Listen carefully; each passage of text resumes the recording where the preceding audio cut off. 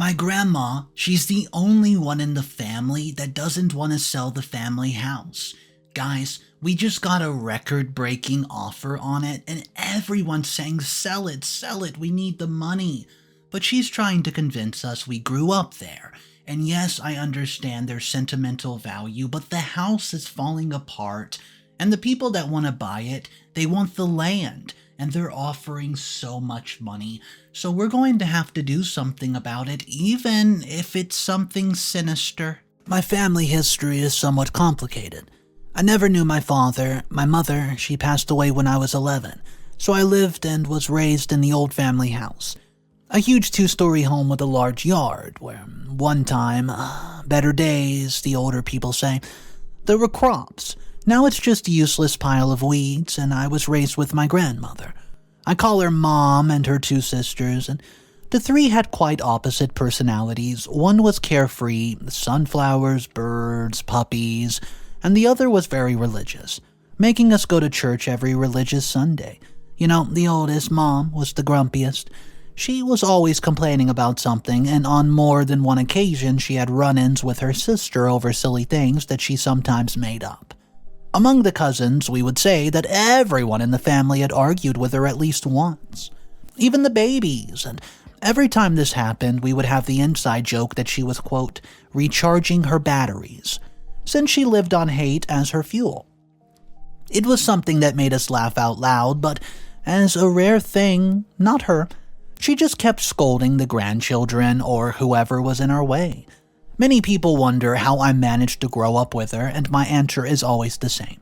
It was not easy. Had it not been for my other 2 aunts to balance the scales, I feel I would have ended up throwing myself off the 2nd floor. It wasn't until I was 20 that I was able to get out of there, move out of state, and live in a residency to study, and I did it for a long time. I graduated later than I thought due to various factors, and in the meantime, one of my grandmothers, the religious ones, passed away. It was a very bitter time, but nothing compared to only 6 months later, when my other grandmother, the chill one, followed the same path. They were perhaps the grayest years of our lives because she was the opposite of Mama. Cheerful, friendly, talkative, and playful, more so than any of us. But despite what one might think, Mama was not affected by this in the least. Oh, the contraire. She decided to look on the bright side of the situation and thought that now she could have a little more peace and quiet, without her sisters who might be nagging her. Although it sounds very abrupt and she never said it explicitly, I feel it was like that. I don't deny that she's sad and suffers inside. We're talking about her 2 younger sisters leaving before her, but after all this, I'm telling you, she adopted a more stoic attitude and closed up with everyone in the family. When we spent the holidays at the old house, she was the member who felt the least present, even though she was the primary resident. Her nieces, her nephews, and grandchildren tried to cheer her up, but it was all to no avail. All she wanted was to be left alone, complaining about the plumbing, the porcelain tiles, the quote ceiling that's about to fall in, don't you see it, and not answering messages, and that's why I've come to write this to you guys today. So, let me explain. I work in a construction company. We're in charge of evaluating spaces and organizing everything for remodeling or even home construction. A service that, although it may not sound like it, it's usually very profitable since those who pay for the service are usually people with great economic wealth. That's why I've managed to meet a lot of influential faces in the area, waiting for a golden opportunity like the one that happened to us. I met a businessman, let's just call him Ferguson, who knew of me from my family house, being one of the most well-known places in the area. He told me he was a little embarrassed to come out of the blue to the house to give his proposal, so meeting me was a pleasant surprise. He just asked me if, we weren't interested in selling the property, which encompassed a not-so-inconsiderable amount of acreage. I told him that we were not currently in the consideration, although the house was only being occupied by our grandmother, who had no plans to move either. It was then that the negotiations began, and the first proposal that he gave us was not humble at all. It was a lot of zeros, that's all I can say.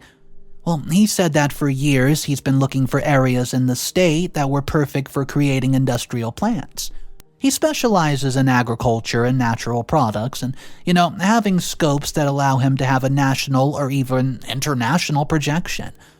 Anyways, he asked me to talk about it, but I told him that only my grandmother lived there and that I would talk to her about the proposal.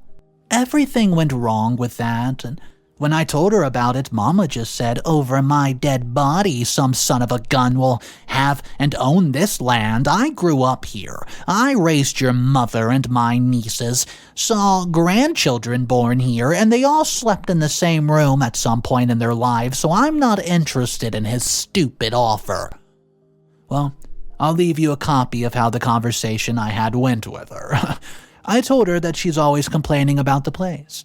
From the amenities to the structure of the house, why not take advantage of it and let Mr. Ferguson buy it? He's offering us too much for what is old of a ranch. To which she said, "Ranch? Watch your mouth, boy. A house is priced, but the home is not. I don't care if he offers me $1 billion. I'm not moving from here. Besides, where would I live next?" Well, at the house of one of our uncles or aunts. Indeed, I might even take you into my own home. These were big words since I wasn't looking forward to having her back by my side, but believe me when I tell you that the figure they were offering us was very tempting. She still said no. So I asked what would happen if my aunt and uncle said that they did want to sign over their parts to Mr. Ferguson. She said, well, they would be wasting their time because it simply would not matter because my sister never left wills, and anyways, being the oldest, I'm the sole owner of the home. Mama, please, that money can be divided amongst the whole family. You know my cousin Sharon just gave birth to a baby boy, and they could use that extra money. What's more, if you want, you can have half of it. For that very reason, you say you're the major owner. But silly boy, aren't you getting it? This is not a question of money, it's a matter of principle. Principle of what? If you just keep complaining that someday the roof is going to fall on you, and wouldn't that be pretty, would it? No. That man just wants money by polluting the world. Well, I won't say she's entirely wrong, because even the most eco-friendly farm has several cows that can cause as much more damage to the ozone layer than a pipe that blows smoke. Well, I was already warming up to the conversation. I was getting absolutely nowhere. It was like talking to a stone wall, a very whiny, senile one. I've wanted to talk about this with the family, but I feel that if I do, everybody will come down on Mama. And although it hurts my soul, she's the one who has the final say. I think the second most bitter and difficult part of all this is telling Mr. Ferguson that the house is not available. I thought he would be saddened, raise the offer, or consider looking elsewhere, and from what I could understand from our last conversation, I may not be surprised that he's already considered it. He hasn't said anything yet, and I haven't been past the startup report.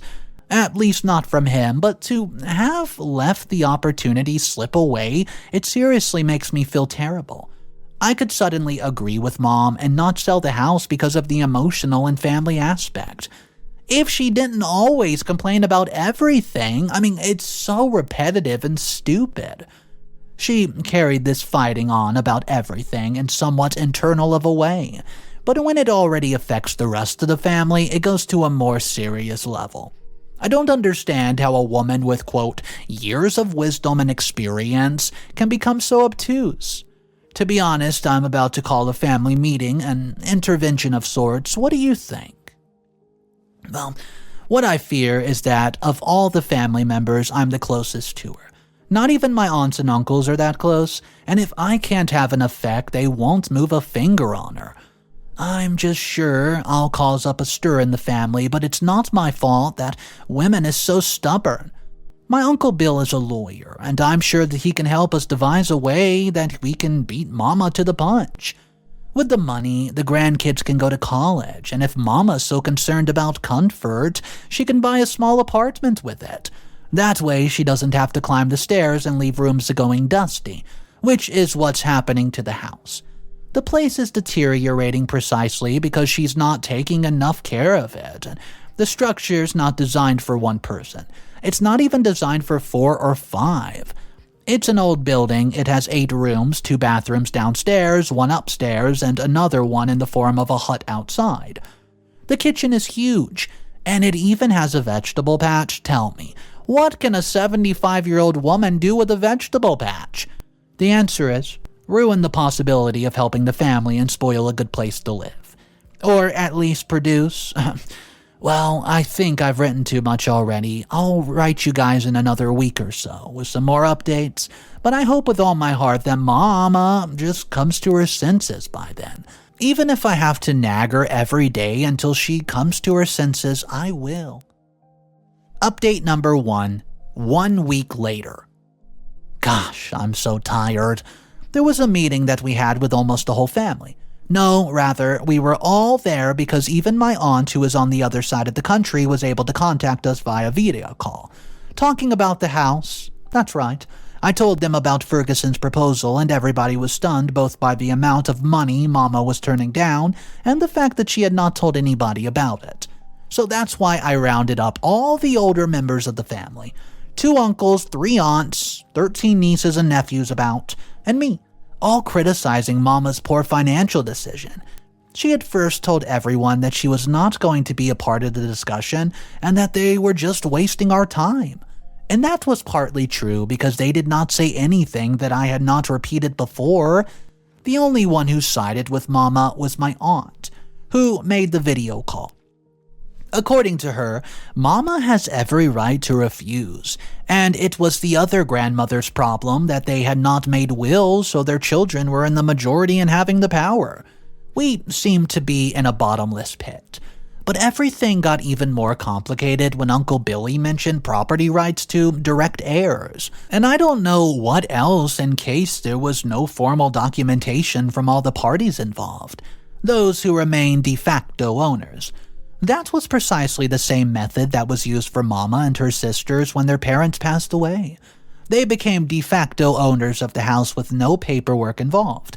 However, we were dealt a crushing blow by Mama herself, because apparently one day after I told her about the house, about a week ago, she calls her lawyer and they formalized the document, spoiling the only alternative that we had left. The old lady beat us to the punch. She managed to be more astute and was able to foresee our move.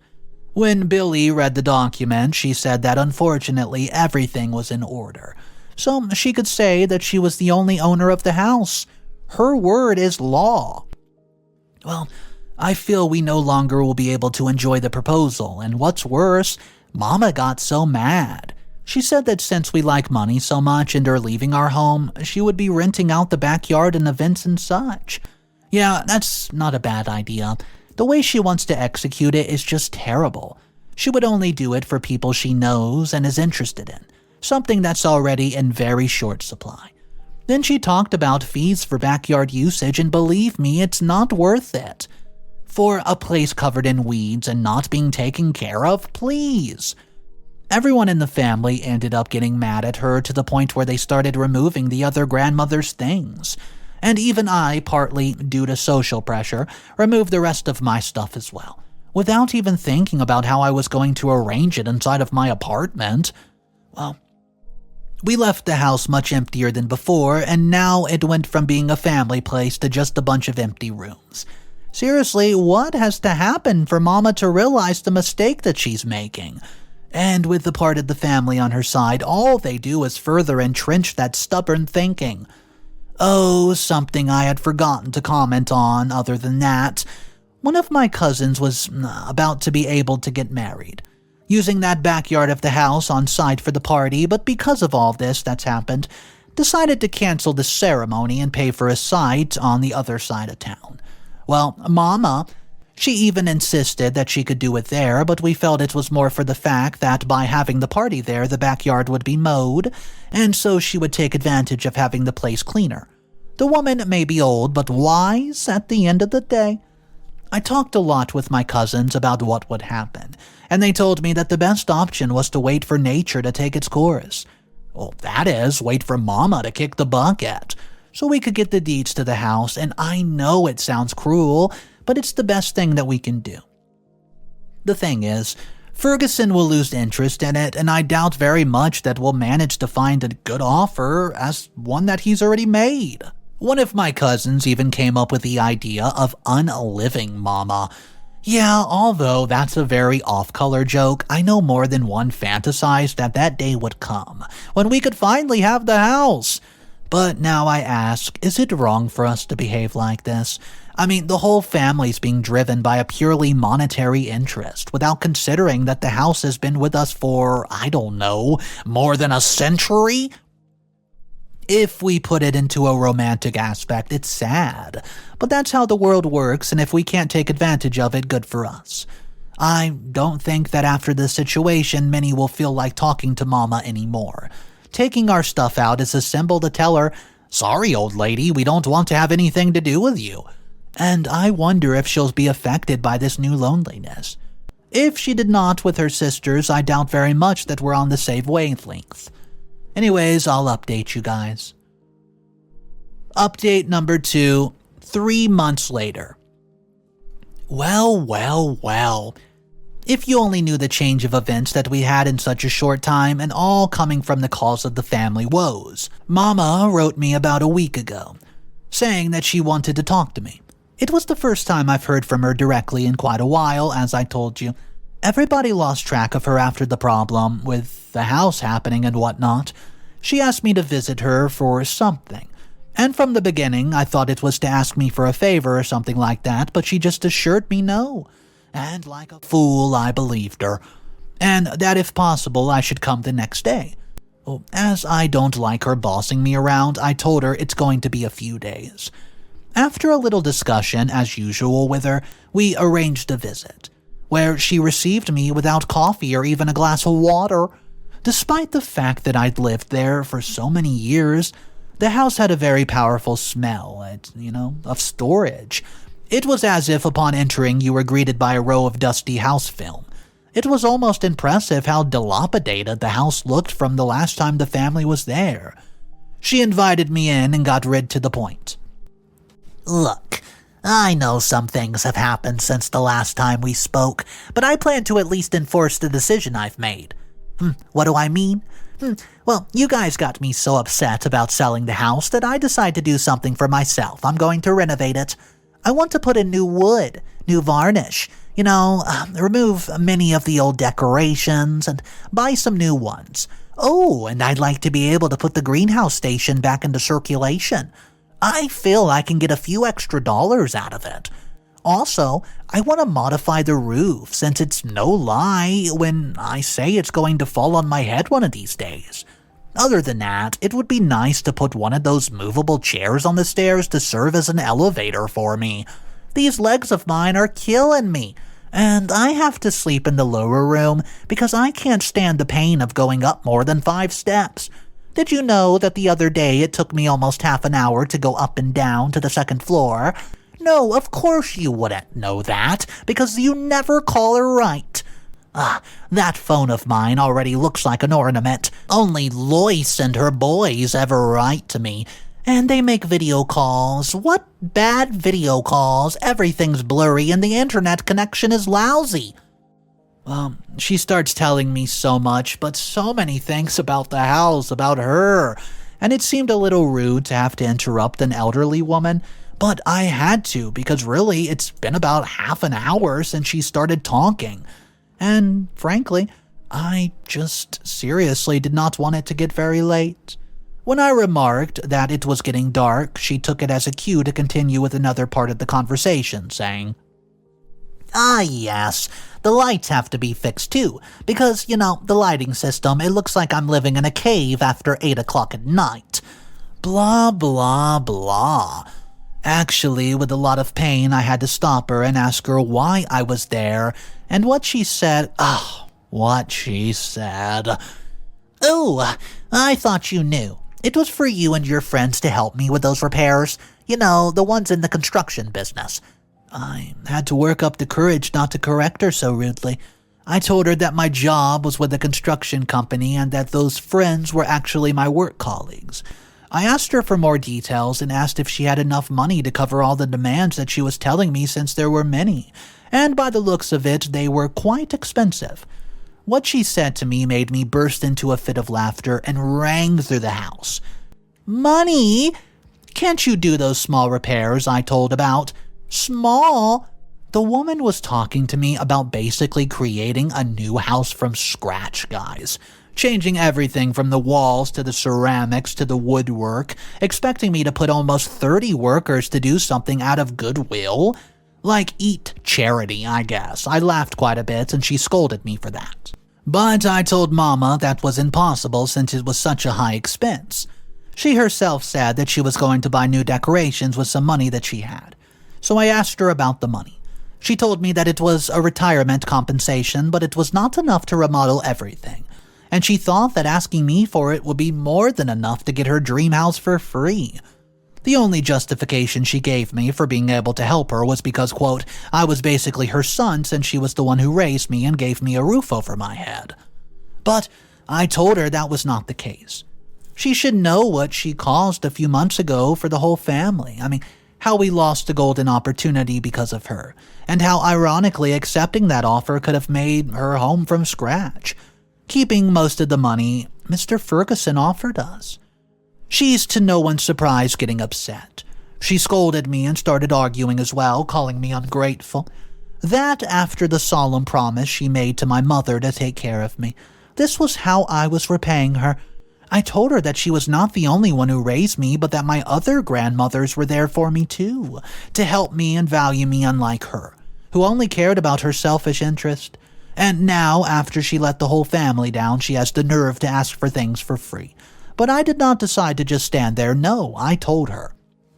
Sure, with all the pleasure in the world, we can help you, but for that we need better machinery. And pay the guys for the whole day, and I could give you that with the money that I would have got from the sale of the land. But unfortunately, we don't have enough of a budget, so sorry, not sorry. She looked at me with the most hateful of faces anybody could have had. She told me to leave and not to come back. So I told her that she had only two choices left. Either sell the house to somebody else, since Ferguson's offer had already expired, or just die there. Well, she went silent, reflecting on everything that's happened. Not every day somebody from your family says something so powerful to you. She told me that she was going to sue me, that she was going to get the lawyers to throw the biggest lawsuit in the world at me, and I told her that if she had the contact book on the second floor, then I could sleep soundly that night. Well, I ask you, dear readers, was what I said wrong? I feel that it was not. I've already told some of my cousins and some of my uncles, and they agree with me. One of them even said, "Phew, finally someone stands up against that woman, bravo, boy." And he starts to toast me with wine. You could see the resentment that they all had towards her, but I, on the other hand, I felt somewhat relieved to be able to take revenge on her. You know, her stubbornness cost me and the rest of the family and herself dearly. Maybe this way, she can repent for all that it cost us and have more time to be at peace with herself.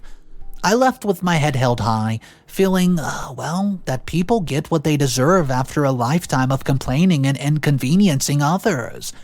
As much as it pains me to see an older woman suffer inside the house, I do have to remind myself now and then that she was the one who condemned herself to be in that coffin that she's in for the rest of her life. Final update. 1 year later. Wow, it looks like it was a whole life ago when I used to write here. How you guys been? Oh, on my side, I came to tell you the end of the story of my dearest mama. The last time I wrote you, I told you that she shamelessly asked me to fix her house together with my colleagues at the company where I work because I told her what I told her, and she did not have a good time. She swore that I was going to help her all because of the obligation or pity that I was going to have for her. Well, she's wrong. For days she tried to communicate with me either directly or indirectly with the help of family members, but when I told them about what she told me, they all agreed that she was just a freeloader. Even the part of the family who lives on the other side of the country said that Mama has reached a new limit. But as they say, to each one will come his or her reward or punishment. And for Mama, It was the falling ceiling. Ironic. Because it was that she said this was a lifetime ago, that the ceiling above her was going to fall, and whose fault was it? She said ours for having removed things that made the space more stable. She was accusing us of something that happened months ago and that she knew for a fact was her fault. I didn't even bother to talk to my colleagues, as such an offer would be serious mockery to us. And I'm 100% sure that she's suffering right now, because without the roof, she had to rely on some neighbors to cover the empty rooms, having to cover them with plastic and sheets. It's sad, because that was the room for many of us in the family, but she cries about it. And I haven't told you about what she did. She called up Mr. Ferguson, which has been dubbed the most awkward phone call of the year. She called him up to ask about the offer on the space that he wants to buy, and well, he told her that he's already bought other territories, but that he, had been done at the time, and he would have very, very possibly increased the offer, and it would have been even better for us if I didn't say no. Mama no longer had a face to look me in the face. That's why she decided to give the territory to the state. Ended up giving her compensation and a small amount of money that was not even enough for a small motorcycle. If we can learn anything from this story, guys, it's, analyze decisions carefully and think about what's best not only for you, but for everyone around you. Mama surely learned it very well. Now living in a small house on the outskirts of the city, farther away from where she was, with only one floor and ceramics being a fourth-rate detail. If you ever read this, Mama, I want you to know that I love you. But you were the one who got yourself into this big old disaster. So guys, today's story, it was heart-touching. There was a lot of things going on with it. I do want to ask you guys one simple question. Do you agree with the grandmother of today's story who simply didn't want to sell it? Well, she wanted to die in that home. She wanted everyone just to realize, hey, this is where we grew up. But at the same time, I can see everyone else's perspective, and I don't necessarily think that they were greedy. A lot of the comments were pointing out that they're greedy, they just want the money, and they don't care about Grandma's feelings. But they have to realize also the house was falling apart. They were desperately in need of money, and this could have bought Grandma a brand new apartment. So I do want to know your thoughts, your feelings, your emotions. Let's talk about it down below in the comment section, guys. Thank you so much for joining me on today's video.